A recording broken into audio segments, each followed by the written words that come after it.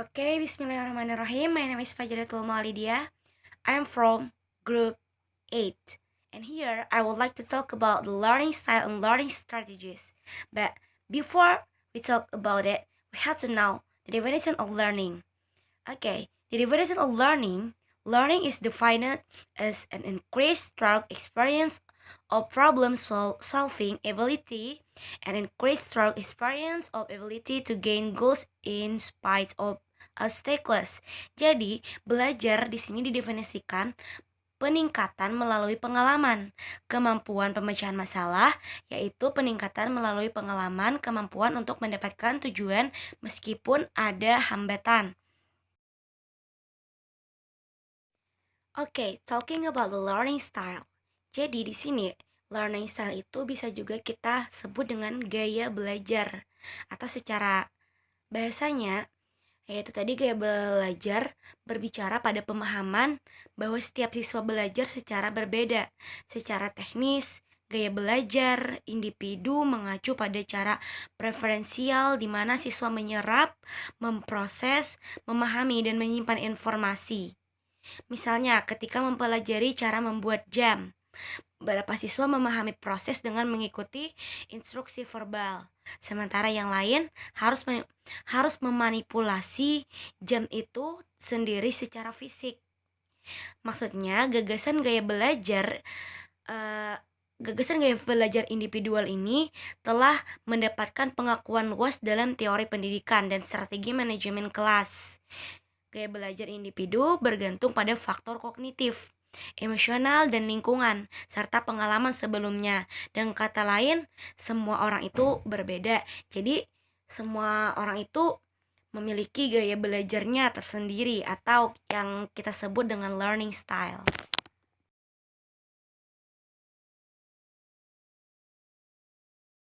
Okay, now we talk about the learning strategies. The definition of learning strategies. According to Chelsea Marcia, jadi menurut Chelsea Marcia, learning strategies are defined as specific actions, behaviors, steps, or technique such as seeking out conversation partners, or giving oneself encouragement to tackle a difficult language test used by students to enhance their own learning.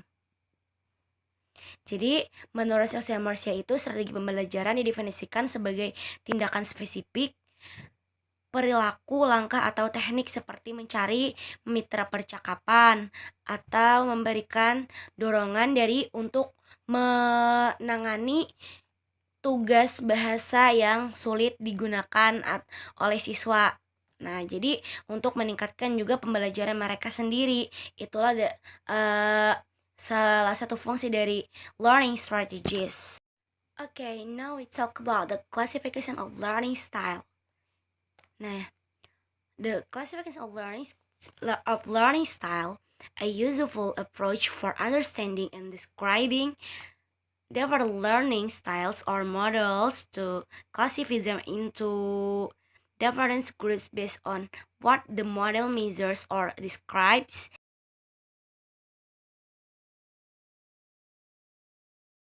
Okay, now we talk about the sensory preference. Nah, jadi menurut Chelsea Marcia, the sensory preference can be broken down into four main areas: visual, auditory, kinesthetic, movement-oriented, and tactile or touch-oriented. Sensory preference refer to the physical perceptual learning channels with which the students is the most comfortable. Visual students like to read and grade from visual stimulation for the lectures, conversations, and oral instructions without any visual backup can be very confusing. In contrast, auditory students are comfortable without visual input and therefore enjoy and profit from unambiguous lectures, conversation, and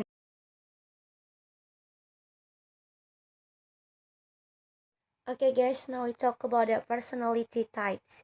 Okay, every individual has a distinctive personality that that is not identical with others and cannot be replaced or substituted by others. So there are uh, characteristics of or traits of individuals on the physiological aspect that can distinguish with others. Personality includes structures and process that reflect in its traits and experience.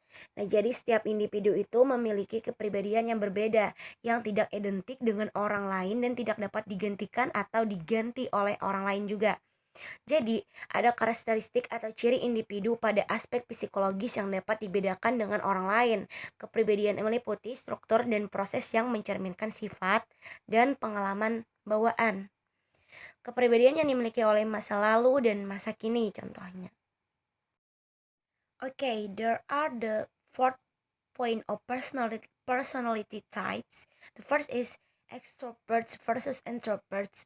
The second is intuitive random versus sensing sequential. The third is thinking versus feeling. The fourth is closer oriented or judging versus okay, now we talk about the desired degree of generality. Okay, global or holistic. Students like socially interactive, communicative events in which they can emphasize the main idea and avoid analysis of grammatical minuity. They are comfortable even when not having all the information and they feel free to guess from the context. Jadi, di dalam konteks ini, siswa global atau yang holistik lebih menyukai kegiatan komunikasi komunikatif yang interaktif, di mana mereka dapat menekankan ide utama dan menghindari analisis tata bahasa yang ketat. Mereka merasa nyaman, bahkan ketika tidak memiliki semua informasi. Bahkan, mereka merasa bebas untuk menebak dari konteksnya.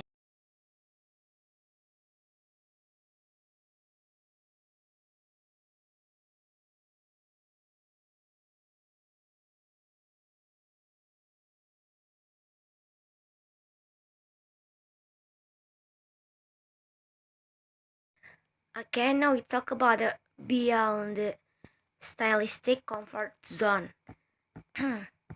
Jadi berbicara masalah ini, dengan menyediakan berbagai kegiatan kelas yang memenuhi gaya belajar yang berbeda, maka guru dapat membantu siswa berkembang di luar zona yang nyaman, yang ditentukan oleh preferensi gaya alami mereka sendiri. Jadi kuncinya adalah secara sistematis menawarkan berbagai kegiatan dalam pendekatan komunikasi yang berpusat pada peserta didiknya. Jadi di sini guru memberikan tempat senyaman mungkin bagi siswa untuk melakukan pembelajaran. Okay, now we are talking about assessing IELTS learning style.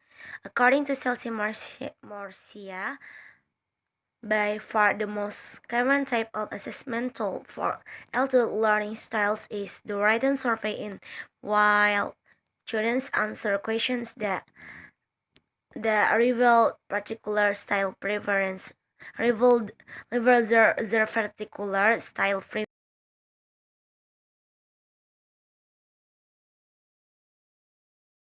Okay guys, now we talk about learning strategies. Learning strategies are techniques that must be possessed by educators and prospective educators. It is very much needed and determines the qualification or the worthiness of being an educator because the learning process requires art, expertise, and knowledge to deliver material to students according to their objectives, efficiency. Okay, now we are talking about strategies of and literature style preference.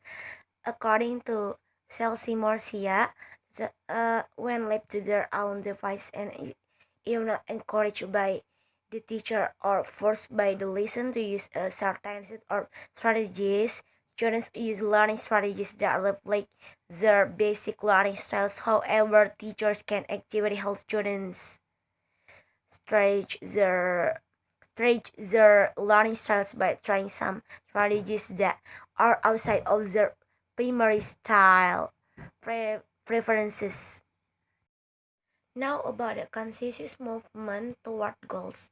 These learning strategies are intentionally used and consequently controlled by the learner.